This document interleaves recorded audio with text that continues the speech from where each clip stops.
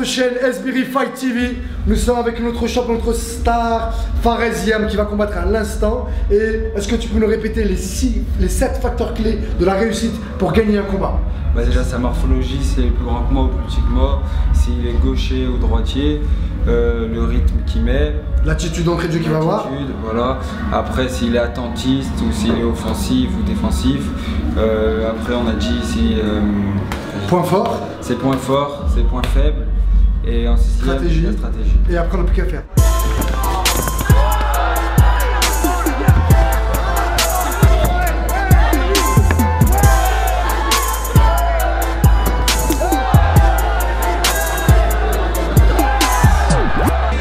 Allez, il arrive vainqueur. Pareil, l'arbitre, pareil, arrêt médical, la deuxième reprise, Fares Yam.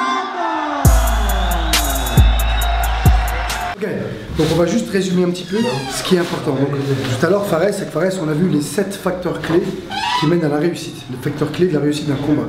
Donc qu'est-ce qui fait la différence entre un pro et un amateur? C'est toute la capacité d'analyse. Un pro, il s'adapte. Et pour s'adapter, il est obligé d'analyser les points forts, les points faibles, et en fonction de ça, mettre en place une stratégie. Et c'est souvent, sur un combat, ils se gagnent sur une stratégie. Pourquoi? Parce que les deux, ils ont de la condition physique, ils ont du mental, ils sont techniques. Mais ce qui fera la différence pour gagner un combat, ça sera la stratégie que vous allez mettre en place en fonction de votre adversaire, de ses points forts et de ses points faibles. Donc on va les répéter pour bien que ce soit clair pour vous. C'est ce qui fait la grosse différence. Et c'est ce qui différencie, comme je vous l'ai dit, les amateurs des pros. Donc les 7 facteurs clés, c'est quoi? Première chose, c'est la morphologie. Donc c'est l'écran petit, costaud, trapu, tout ce qui s'ensuit. D'accord. En fonction de sa morphologie, on sait plus ou moins comment il va boxer. D'accord. Ensuite, s'il est gaucher, droitier, donc on ne boxe pas de la même manière.